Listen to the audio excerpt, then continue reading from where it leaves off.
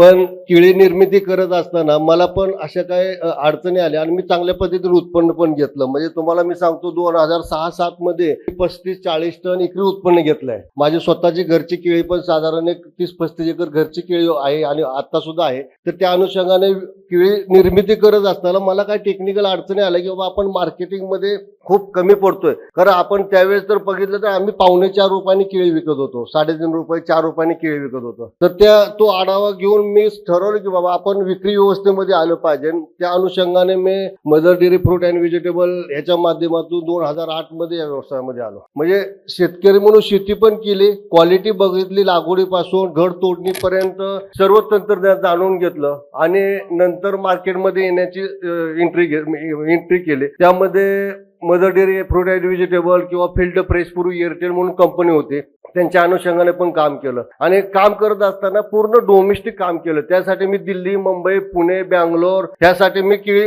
Dispatch केली, लोकलसाठी dispatch केले. त्यामध्ये फील्ड फ्रेश कंपनीने मला 2009 मध्ये बाबा तुमच्याकडे केळी निर्मिती आहे पण तुमच्याकडे इन्फ्रास्ट्रक्चर काही नाही, पायाभूत सुविधा काहीच नाही. तर मला त्यांनी 2009 मध्ये पॅक हाऊस बांधायला लावलं.